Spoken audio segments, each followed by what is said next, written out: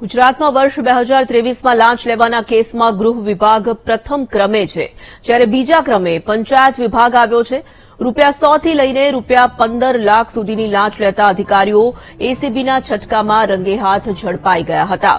ગૃહમંત્રી હર્ષ સંઘવીએ તાજેતરમાં ભ્રષ્ટાચારને નાબૂદ કરવા એસીબીની ચિંતન શિબિર યોજીને ચેતવણી આપી હતી.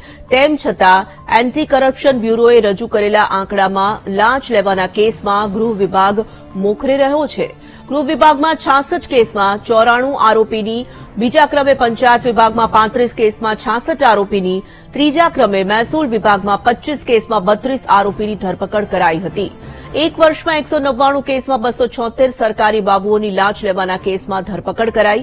એસીબીના છટકામાં ઝડપાયેલા 276 ભ્રષ્ટ કર્મચારીઓ પાસેથી ₹1,15,59,690 જેટલી લાંચની રકમ કબજે કરવામાં આવી. ચાલુ વર્ષે વર્ગ 1 ના 7 અધિકારી, વર્ગ 2 ના 28, વર્ગ 3 ના 130, વર્ગ 4 ના 7 અધિકારી અને જે ખાનગી વ્યક્તિ એટલે કે જે વચેટિયા હોય એવા 104 વચેટિયાઓ મળી અને કુલ 276 આરોપીઓની ધરપકડ કરવામાં આવેલ છે.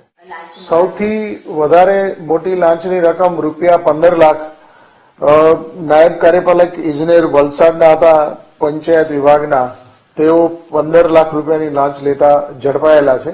અને સૌથી નાની લાંચની રકમની વાત કરવા જઈએ તો ₹100ની રકમમાં 2 કેસ નોંધાયેલા છે, જે બંને કેસ અમદાવાદ શહેરમાં છે, જેમાં એક ટ્રાફિક બ્રિગેડના જવાન અને બીજા કેસમાં એક લોકરક્ષક જવાન પકડાયેલા છે. બંને ₹100 લાંચ લેતા ઝડપાયેલા છે.